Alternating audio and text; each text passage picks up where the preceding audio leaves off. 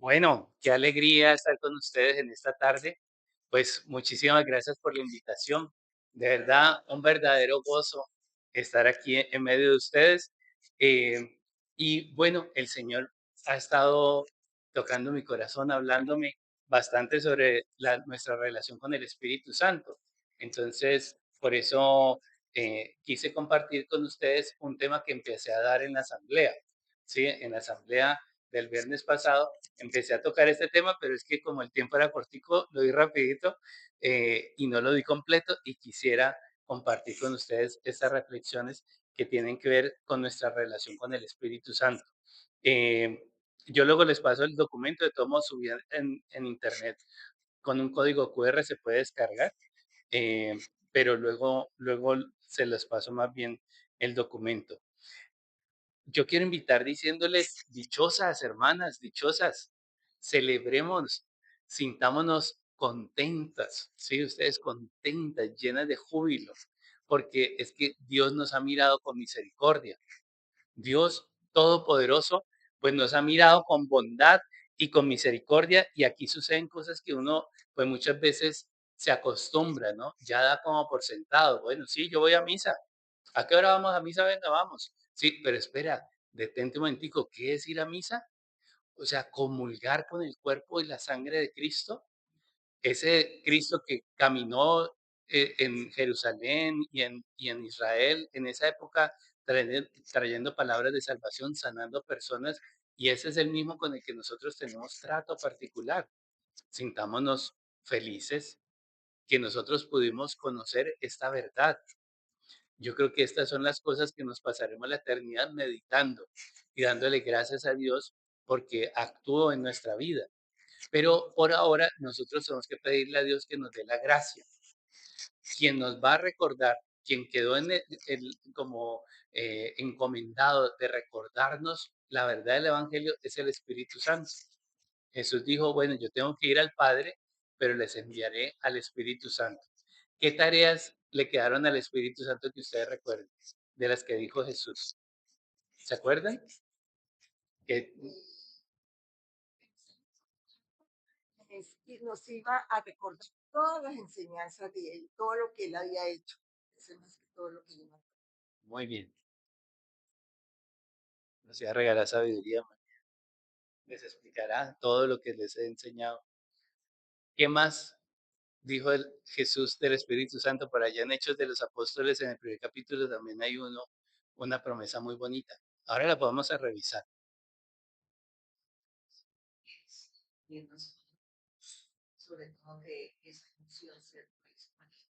Las palabras, la sabiduría, está con nosotros siempre. Muy bien. Nos iban a regalar dones, todos los dones que nos regalan.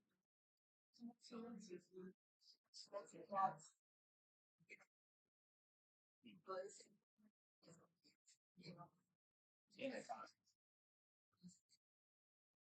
esa oración, Padre, Muy bien. Y recibirán la fuerza que viene del Espíritu Santo. Sí, Jesús le dijo, dígale a mis hermanos que no se vayan, sí, que se queden y que van a recibir la fuerza que viene de lo alto para cobrar nuevas fuerzas. Entonces, hemos sido amados, hemos sido amados. Eso no quiere decir que entonces nuestra vida está perfecta y nosotros libres de todo mal y de peligro, para nada. Pues, es decir, de todo mal sí nos libra el Señor, pero vivimos nuestras pruebas y vivimos nuestras tentaciones y vivimos nuestras dificultades, y vivimos una cantidad de retos y de situaciones, y esas situaciones y todos esos retos, pues de verdad que muchas veces nos cuestan y nos movilizan las emociones y nos hacen un poco difícil el caminar. Claro, cuando nosotros caminamos en nuestras fuerzas, pero lo que sabemos y algo que nos inspira el Espíritu Santo, hermanas, es a vivir en la fe. Entonces, algo fundamental que nosotros tenemos que estar recordando es que nosotros vivimos por la fe. Nosotros no vivimos de comprobaciones, nosotros vivimos porque se nos dijo una palabra que el Señor le hizo sentido en nuestro corazón y nos hizo experimentar que es una palabra verdadera y que es una palabra poderosa. Y esa palabra poderosa cobra vida en medio de nosotros, por medio de la fe. Entonces, en medio de nuestras adversidades, en medio de nuestras dificultades, algo que activa el poder de Dios es la fe. La fe es lo que hace que nosotros seamos personas de otro calibre, que podamos tener una vida con esperanza. Es la fe. Y la fe abre las ventanas y las puertas y abre la oportunidad para que Dios venga y se glorifique en medio de nosotros. Entonces, por la fe, nosotros sabemos que hemos sido amados. Por la fe sabemos que hemos sido restaurados y que aquellas personas por quienes todo un Dios derramó la sangre, no vamos a ser ni olvidados ni dejados a un lado. En medio de nuestras adversidades, en medio de nuestras batallas, pues sabemos que Dios está de nuestro lado. No siempre le vamos a estar viendo, no siempre vamos a estar sintiendo, pero en el corazón guardamos la fe, es decir, la certeza de que es real aquello que no vemos. A mí me encanta la frase que se dice sobre la Virgen María. Se la dice Santa Isabel, dichosa tú que has creído que se cumplirán las promesas del Señor. ¿Ustedes son dichosas en ese sentido, hermanas? Dichosas porque creen que se cumplirán las promesas que Dios les ha dado.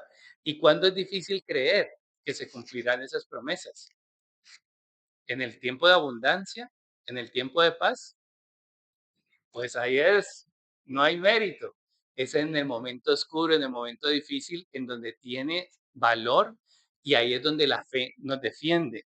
Todo lo que sucede en nuestra vida, toda circunstancia, todo sufrimiento tiene un sentido, tiene un valor y genera un aporte en nuestra redención.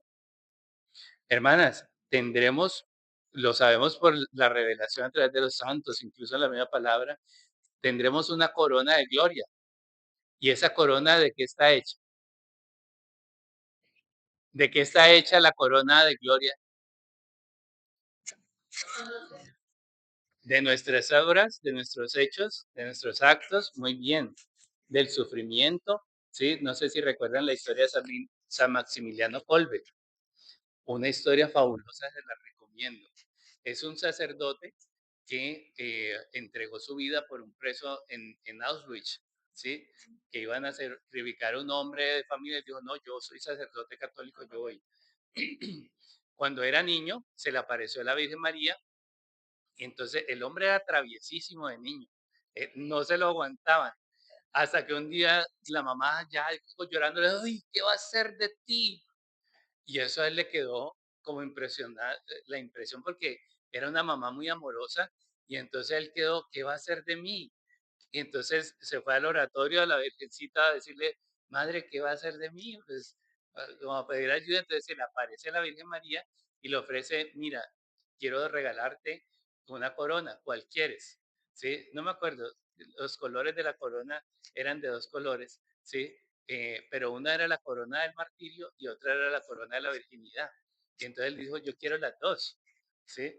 Entonces, eso fue de niño, ya después su vida avanzó y él terminó siendo sacerdote y luego termina, eh, su mayor acto no fue solamente esa entrega por ese señor, que fue un acto valiosísimo, fue toda una vida en donde impactó a los jóvenes, pero de una manera importantísima, ¿sí? Evangelizó en medio de ese tiempo de los nazis, bueno, fue un hombre de verdad.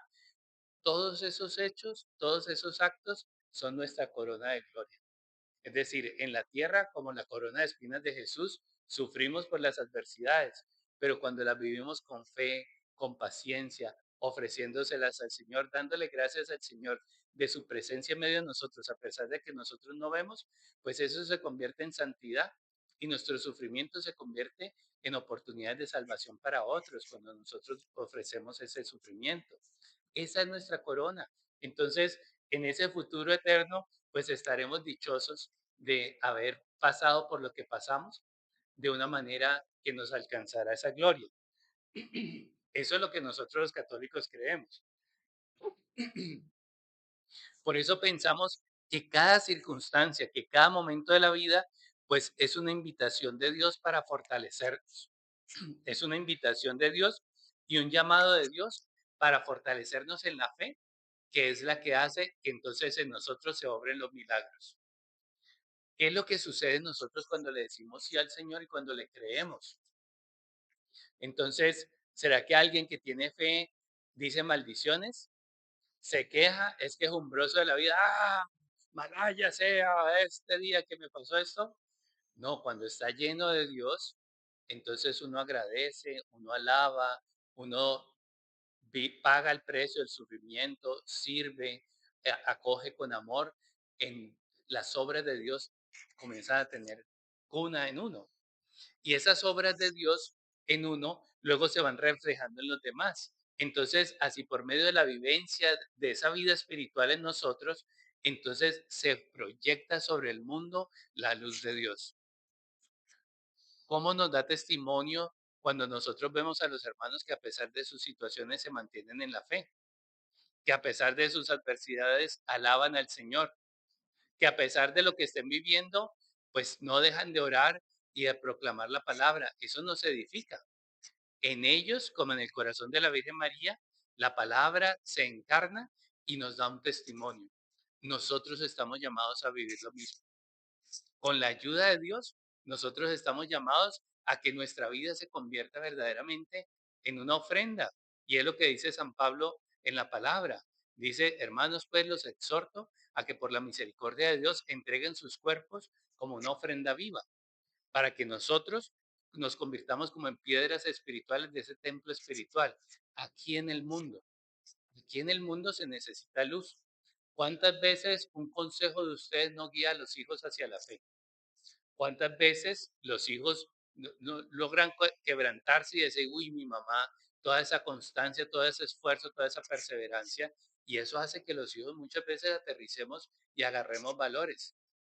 Estamos llamados entonces a ser fuertes en la fe para que en nosotros crezca el reino de Dios y se comunique.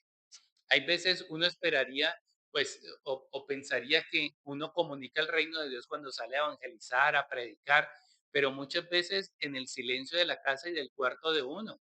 Allí se está librando la batalla espiritual. Cuando sucede una noticia difícil y uno dice, ay Señor, ten misericordia de esa gente, en tu corazón hubo una misericordia. ¿Es porque nació de ti? ¿Porque tú eres muy buena? ¿O será que Dios puso esa misericordia en tu corazón? Pero estás encerrada en tu cuarto. ¿Tiene efecto en la salvación del mundo? Claro. Santa Teresita del Niño Jesús, muy bien, doña Ruth. Muy bien, así es. Así es. Una monja de clausura misionera, eso es como una contradicción. Sí, si es misionera está en el mundo, pero era de clausura, pero es que en el espíritu no hay distancia, dice Santa eh, Faustina. Para el espíritu no hay distancia. Estás sola en tu cuarto, nadie te está viendo, entonces uno tiende a pensar que la vida de uno ahí muchas veces no tiene efecto, no tiene trascendencia, pero lo que pasa es que cuando le entregamos nuestra vida al Señor, cada momento puede ser determinante para cuántas almas. Luego lo veremos, en el cielo lo veremos, pero lo cierto es que estamos llamados a hacer crecer el reino de Dios. Usted no se preocupe cómo, usted no se preocupe dónde, usted no se preocupe cuándo, solamente que en tu corazón haya esa ofrenda al Señor, de la fe, de la humildad para agachar nuestro corazón y recibirlo a Él por la fe. Hay una palabra que me parece hermosísima y el Señor me la regaló, salió hace 2 domingos y es la palabra de la visión de Ezequiel, del templo de Ezequiel. Se da como 4 capítulos en esa visión, en donde están mostrando, dando las medidas del templo eterno. Cuando pasa el templo temporal, entonces Dios le muestra a través del profeta Ezequiel al pueblo de Israel, le dice, voy a construir un templo perfecto y va a tener estas dimensiones. Y es un templo perfecto. ¿Qué significaba para los judíos el templo? Lugar sagrado. ¿Y qué más será? El sitio de encuentro, ¿qué? La presencia de Dios en medio de ellos. era una promesa espectacular. Ellos se amarraban al templo, es porque era el cumplimiento de la promesa de Dios. Ustedes serán mi pueblo y yo seré su Dios y viviré en medio de ustedes. Entonces, si Dios está con nosotros, ¿quién contra nosotros? Y ellos se sentían entonces el ombligo del mundo y sentía que Él iba a aplastar a sus opresores. Entonces el templo significa muchas cosas y que a través de un profeta, en medio de un momento difícil de la historia de ellos, que Dios a través de un profeta les diga, pues les voy a restaurar un templo que nadie podrá destruir. Y un templo perfecto, ¿qué significa eso? Esperanza. Dios siempre cumplirá sus promesas y estará con nosotros. Ahora no la vemos, pero por la palabra y su palabra verídica se cumplirá. Entonces comienza a hablar del templo y da una medida, una cantidad de símbolos muy bonitos. Ya hacia el final, entonces comienza a decir, del templo saldrá un torrente. Entonces un ángel acompaña al profeta y le dice, Ezequiel, pásese el río. Y él se lo pase y el agua le da los tobillos. Caminan más y le dice, Ezequiel, pásese el río. Y ya le da por las rodillas. Y luego camina más y ya no puede tocar el piso. Es un torrente que va creciendo y es un torrente espectacular porque el agua va dando vida a la tierra y sanando y curando su salinidad. La salinidad era que no podía ser fértil, ¿sí? Si el agua dulce quita la sal, entonces ese campo reverdecerá y dará frutos. Y habla de los frutos al lado y lado, y esos frutos pues siempre darán cosecha. Las cosechas son una, dos, tres veces al año, dependiendo de la especie, pero lo que promete es que todos los meses del año habrá cosecha y sus hojas serán medicinales. Qué cosa tan bella ese cuadro, ¿cierto? Bueno, esa es la promesa del Señor, ¿sí? Pero cuando viene el tiempo de Jesús, tenemos que saber que Jesús es el cumplimiento de esa promesa. Jesús es el cumplimiento. Jesús es el Hijo de Dios, dado por el Padre para la humanidad. Y Él es la cabeza, Él es el templo, porque es que Él es quien une lo divino y lo humano. Él es quien abre su corazón para albergar en medio de Él a cada uno de nosotros. Jesús es el templo.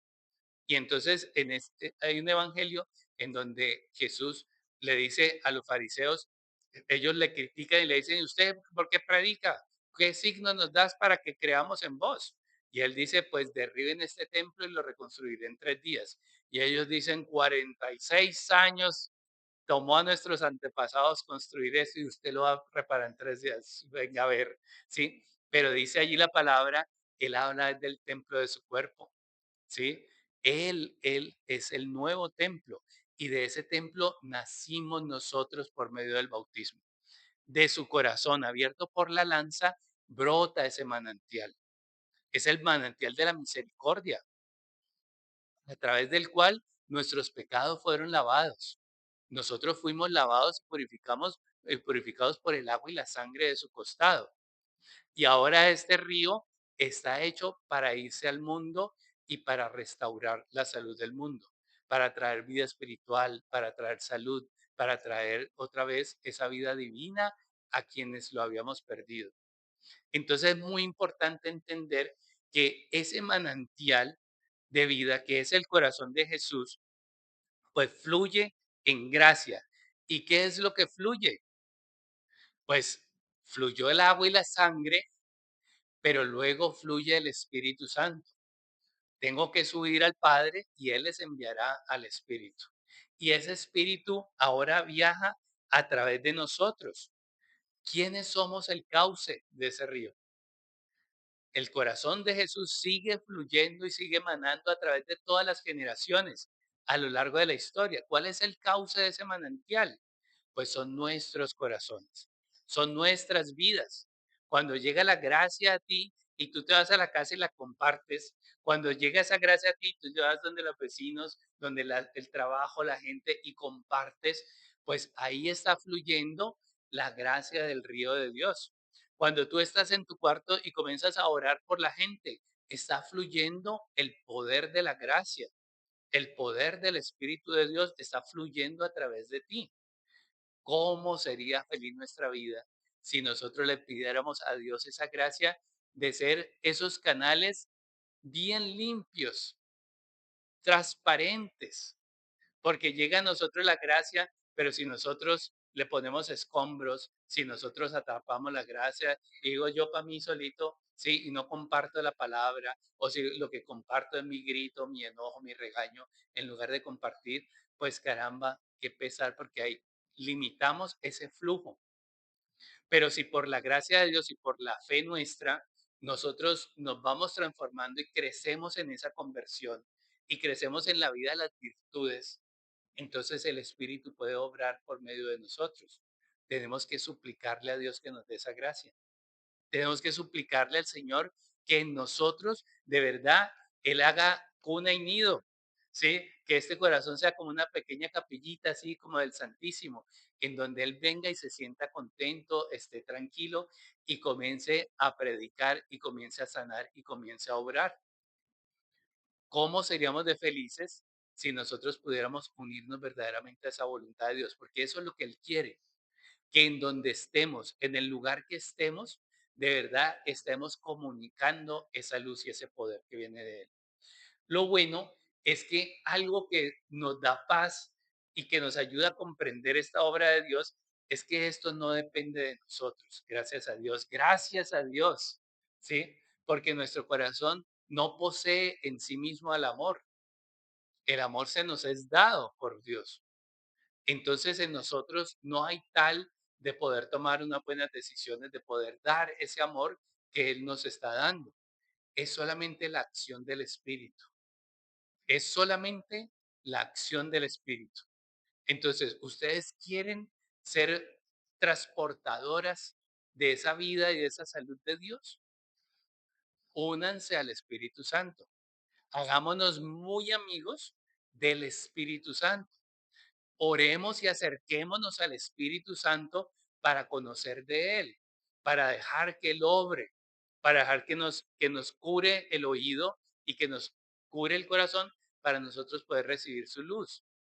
Hagámonos muy amigos del Espíritu Santo y fortalezcamos esa capacidad de orar y de unirnos a Él para que el Espíritu Santo obre en nosotros y nos dé la gracia y nos dé la capacidad y la potencia de ser transformados para que sea su misma presencia. Que quien nos mire a nosotros, pues mire a Dios. Quien nos escuche, escuche la palabra de Dios. Quien reciba nuestros actos, se sienta amado y amada por Dios.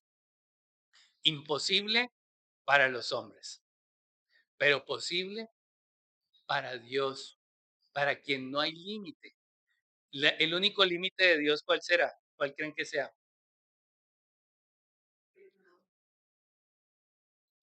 El único límite de Dios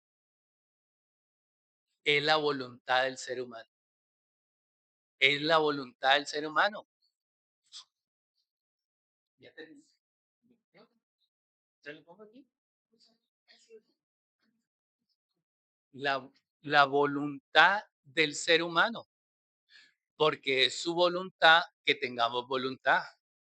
Fue su santo designio darnos capacidad de albedrío y capacidad de decidirnos por ser libres. Y es que hay que entender qué es ser libres. Ser libres no es ser libre de tomar decisiones. Eso se llama albedrío. Puedes decidir por lo malo o por lo bueno. Esa no es la libertad del ser humano. Eso es el libre albedrío. La libertad es escoger aquello que nos da vida. Eso que nos da vida, eso que nos da salud, que tú puedas escoger eso y comprometerte con eso, eso es la libertad. A la gente de esta generación necesitamos tener muy buena claridad de qué es ser libre, porque es que nos han metido mucho enredo allí pensando que ser libre es decirle que no a todo compromiso. Ser libre es decirle que no a todas reglas, ¿sí? Y hacer lo que me dé la gana. Y entonces lo único que queda es deformado porque se pone a seguir sus emociones o sus apetitos. Esa no es la libertad del ser humano. La libertad la plasmó Dios en nuestro corazón. Es una capacidad. Entonces Él tiene todo el deseo de salvarnos, de redimirnos y de redimir a través de nosotros a la humanidad, a través de nosotros. quiere salvar a un montón de gente. ¡Ay! Nosotros tendremos que dar cuenta de una cantidad de cosas, ¿sí? De nuestro testimonio. Hay que pedirle al Señor, Dios mío, ten misericordia de nosotros, porque muchas veces nosotros no tenemos esa capacidad de amar. ¿Sí? Yo admiro a mi esposa porque tiene un trabajo rudo en el HV. Allí hay un ambiente de calor, hay personas que hay veces de baja condición socioeconómica, hay algunos que tienen malos modales y llegan hoscos, ¿sí? Y es un trabajo de mucho esfuerzo, pero ser capaz de mantener el amor para atender a cada paciente, no, yo me le quito el sombrero, yo me canso, ¿sí? Yo digo, ay, Dios mío, ¿sí? Y entonces uno comienza a, a impedir que ese flujo de la gracia y de la luz llegue a donde tiene que llegar. Hasta en los mínimos actos tenemos que pedirle al Espíritu Santo. ¿Cómo sería la Virgen María yendo al mercado? Pero venga, esto está muy caro, ¿qué le pasa? Sí, no, no creo, no creo esa Madre Santísima. Yo me imagino que transpiraba la presencia, la dulzura. Dios nos dé la gracia. Dios nos dé la gracia. Y es eso lo que debe ser nuestra meta y nuestra preocupación. Hay veces el show, el espacio de la oración, el espacio de las intenciones de nuestra oración, se la roba lo temporal. Ay, Señor, que llegue a platicar. Ay, Señor, quiero esto. Bien, el Señor es tan generoso que nos deja querer esto. Pero que la oración fundamental sea que Dios haga su voluntad en nosotros, que la oración fundamental en nosotros sea que el Señor gobierne nuestras vidas para que le hagamos feliz, entre comillas, ¿sí? Dios es inmutable, no le podemos hacer feliz, pero que tu vida se vuelva una caricia para Dios. Eso es imposible para nosotros, pero es posible para Él por medio de la unidad con el Espíritu Santo. Necesitamos que el Espíritu Santo se anide en nosotros y tenga la libertad. Para que tenga libertad tenemos que vencer nuestros apegos, nuestro capricho, nuestro querer. Muchas veces es lo que no deja que el Espíritu Santo obre en nosotros. Es cuando nosotros le sacamos la maleta a Dios. Ay, qué pereza ir a esa asamblea, está lloviendo. No, qué pereza, me sentó esta señora al lado y habla. Sí, esos somos nosotros, michicatos, ¿sí? Mezquinos de corazón, porque no compartimos muchas veces el perdón que nosotros hemos recibido y el perdón que nos dio vida. Pero por eso hay que estar alertas. Y lo que nos dice la palabra es: no se duerman, mantengan despiertos y velando, porque no sabemos en qué momento, no solamente es que nos llega la pelona, sino en qué momento es que tienes que dar testimonio. Hay gente, me gusta esa frase de San Francisco, o no me acuerdo de qué santo era. Hay gente para la cual nosotros somos el único evangelio que van a conocer en la vida, porque no se les va a predicar. Y la única opción fue que te vio haciendo una obra de caridad y se ve, regalando un almuerzo y haciendo un favor. ¿Qué significa eso? Esos tenemos que ser nosotros en el mundo.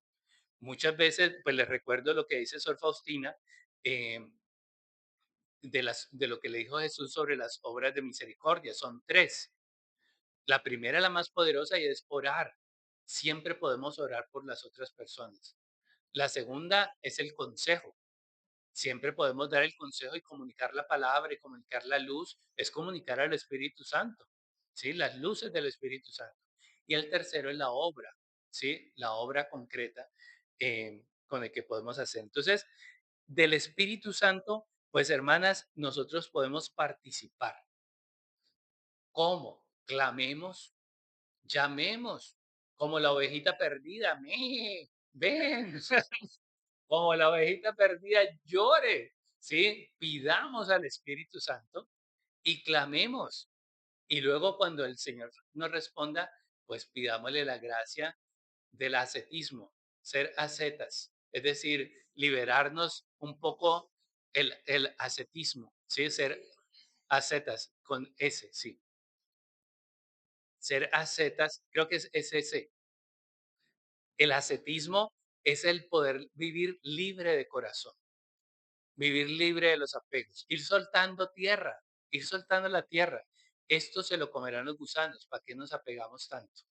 Entonces, más bien nuestro corazón lo ponemos no en la comodidad del cuerpo, no en el disfrute de las experiencias, sino más bien en los ratos de oración, en las lecturas espirituales, en darnos a las obras de Dios, en servir, en colaborar, en tratar de vencer el geniecito para tratar de poner cara de ponqué cuando se necesita. Sí, bueno, esas son las batallas nuestras, ¿sí? Ese es el martirio que está al alcance de nuestras manos y que de seguro tendremos que dar cuenta delante del Señor de cada uno de esos momentos.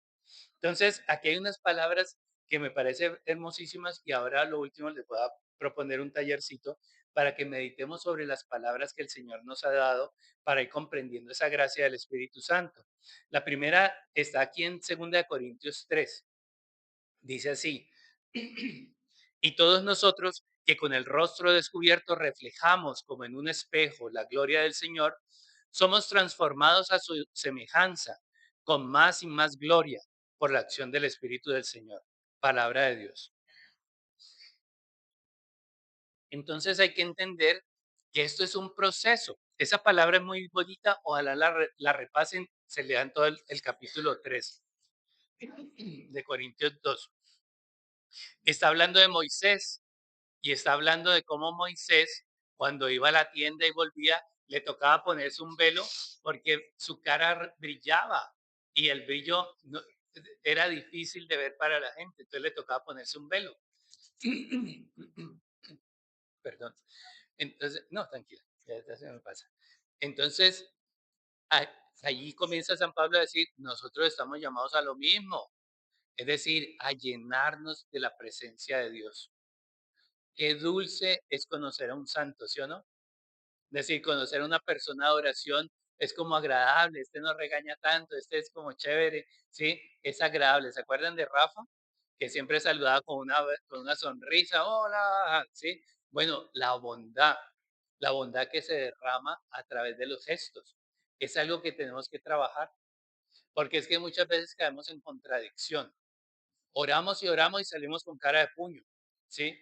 Entonces, nos pasa a todos, ¿sí? Nos pasa a todos. Y tenemos que pedirle al Señor porque esos son los pecados especiales en la familia. En la familia son los pecados que más cometemos. El contestar con enojo, el estar con la chispita volada, ¿sí? El no ser sensible y dejar la casita organizada para los demás y dejar cosas chorreadas. Pues eso muchas veces son los pequeños gestos de desamor, ¿sí? Por nuestra comodidad. Entonces, ahí es donde hay que pedirle al Señor, porque ahí es donde más cuesta.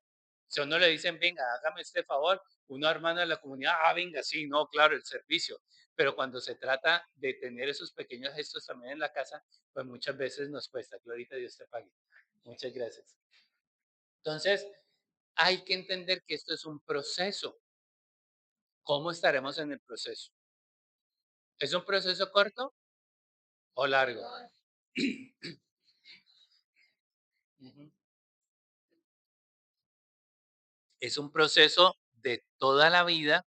Y ahí está el problema, porque nos despistamos fácil. Entonces uno al comienzo, después de un retiro, es encendido, decir, ¿qué hay que hacer? Y después se nos va pasando y luego volvemos, como decimos, bueno, ya se acabó, volvamos a la realidad. Qué triste esa frase.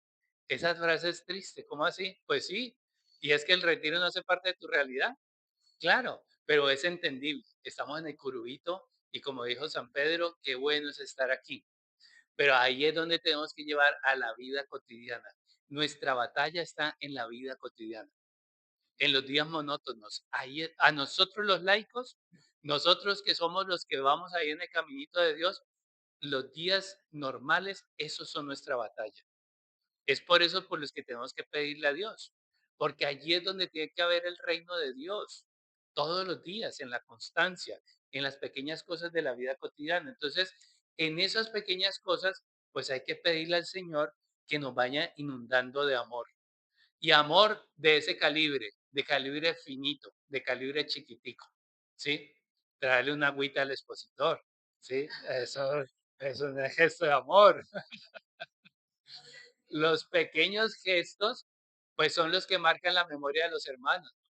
Son los que marcan la memoria de los hermanos. Quiere decir que le hiciste, ¿sí? Cuando tienes esa constancia y uno ya se va a la casa del Padre y que los otros hayan quedado con un ejemplo, un testimonio consistente de alguien que amó, Dios nos permita eso. El Señor nos alcance esa gracia. Porque si hicimos eso, aquí existió el reino de Dios.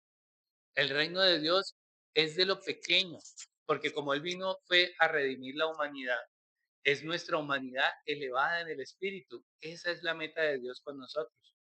Entonces no esperemos lo grande, no esperemos pues levantar muertos, ¿ves? Si el Señor quiere darnos ese carisma, pero para nosotros, especialmente la vida cotidiana en el amor.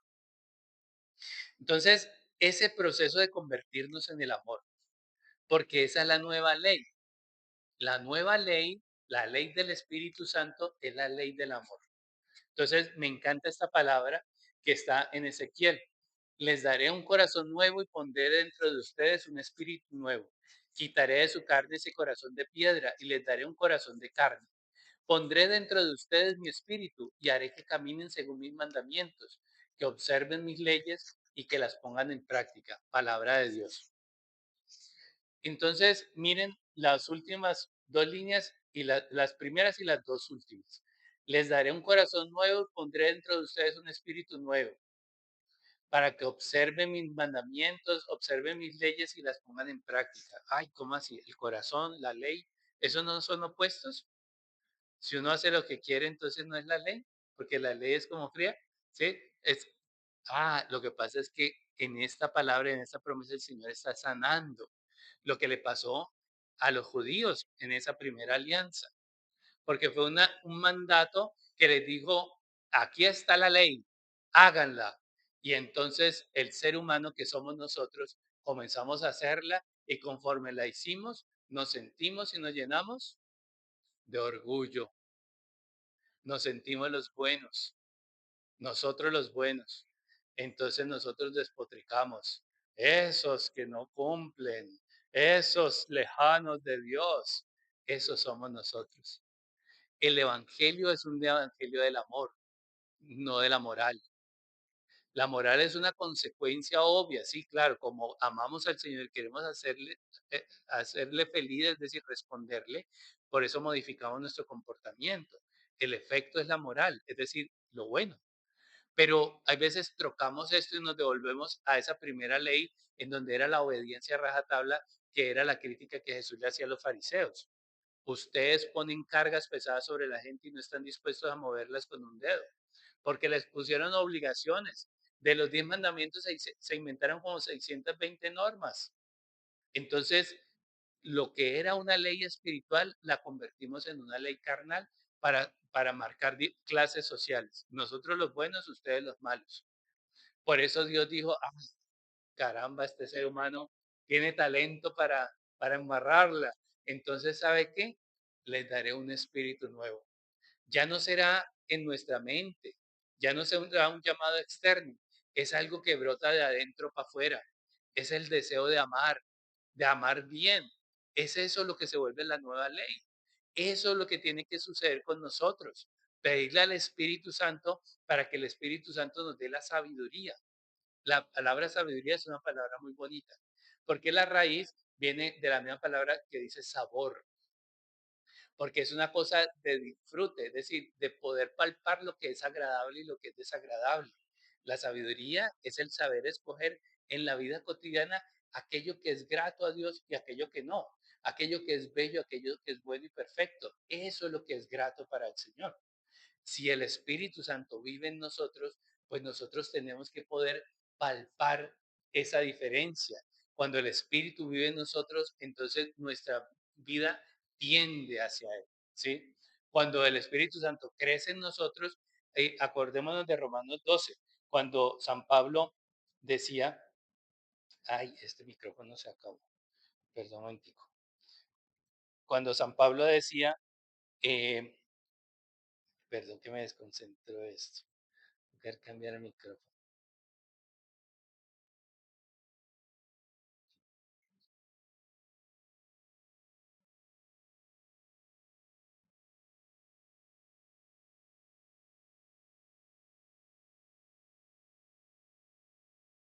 Bueno, ya no tengo manera de hacerlo. Entonces, estamos llamados se me fue la pista de San Pablo, no me acuerdo. Eh, que brote de nosotros.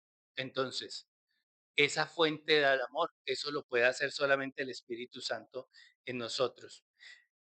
El Espíritu Santo es una cuestión de acción y de poder. Por eso Dios da la gracia y la gracia es poderosa para transformarnos, para renovar en nosotros sus obras. No es una cuestión de palabras. Hay una parte en donde San Pablo le dice, voy a ir para allá a esa comunidad y nos vamos a enfrentar contra los que están diciendo otro evangelio, para que vean que el evangelio no es cuestión de palabras, es una cuestión de poder. Y es claro, esta palabra ha sanado, ha restaurado, nos ha devuelto la vida, porque no es una palabra liviana, es una palabra que viene en el Espíritu Santo. El Espíritu Santo nos da su gracia. Entonces, dice esta palabra, y si el Espíritu de aquel que resucitó a Cristo de entre los muertos está en ustedes, el mismo que resucitó a Jesús de entre los muertos dará también la vida a sus cuerpos mortales por medio de su Espíritu. Palabra de Dios. Y esta otra palabra, sino que recibiréis la fuerza del Espíritu Santo que vendrá sobre vosotros y seréis mis testigos. Dios nos manda a ser testigos, pero es que primero nos dio el poder, primero nos dio la gracia. Mire, esto es muy importante, porque es que aquí es donde su fe se convierte en un poder que puede cambiar el mundo.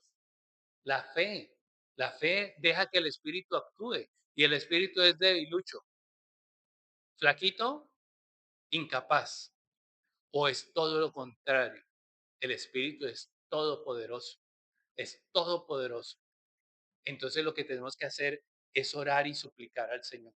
Orar y suplicar al Señor para que sea Él quien venza en nosotros. Yo les quiero poner un tallercito antes de contarles una anécdota, pero para que quede ahí registrado en el video, voy a poner estas palabras para la meditación y estas preguntitas. Pero para hablar, antes de terminar, del poder del Espíritu Santo y del poder de la intercesión, ayer estaba escuchando una enseñanza en donde Monseñor Munilla hablaba de Santa Teresita de Lisieux.